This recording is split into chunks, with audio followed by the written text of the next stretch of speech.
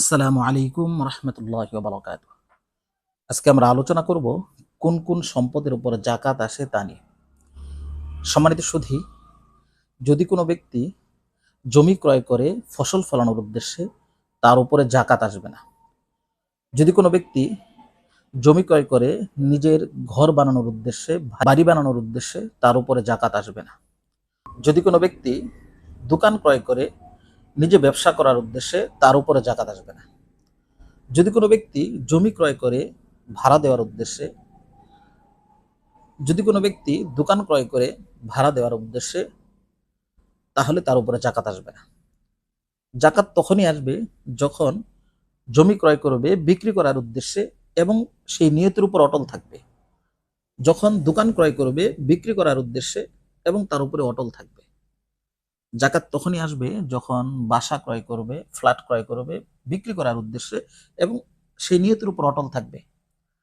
যদি কোনো ব্যক্তি জমি ক্রয় করে বিক্রি করার উদ্দেশ্যে পরবর্তীতে সে নিয়ত চেঞ্জ করে যে না থাক, এটা আর বিক্রি করব না, বরং এখানে বাসা বানাবো।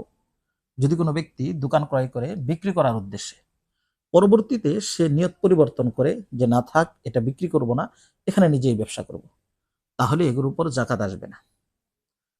যদি কোনো ব্যক্তি দোকান ক্রয় করে এবং সেটা ভাড়া দেয়, অথবা জমি ক্রয় করে সেটা ভাড়া দেয়, অথবা নিজের একটা গাড়ি আছে সেটা ভাড়া দেয়, তো এই মালগুলো ব্যবসায়িক পণ্য হিসাবে হিসাব হবে না, বরং এগুলোর উপরে যে ভাড়াটা আসবে, চাই মাসিক ভাড়া হোক কিংবা বাৎসরিক ভাড়া হোক, এই ভাড়াটাকে জাকাতের মালের সাথে হিসাব করতে হবে। হিসাব করে যদি নেসাব পরিমাণ হয় তাহলে জাকাত দিতে হবে, আর যদি নেসাব পরিমাণ না হয় তাহলে জাকাত দিতে হবে না। আল্লাহ পাক রব্বুল আলামিন আমাদেরকে সঠিকটা জানার এবং তার উপর আমল করার তৌফিক দান করুন। আসসালামু আলাইকুম ওয়া রাহমাতুল্লাহি ওয়া বারাকাতুহু।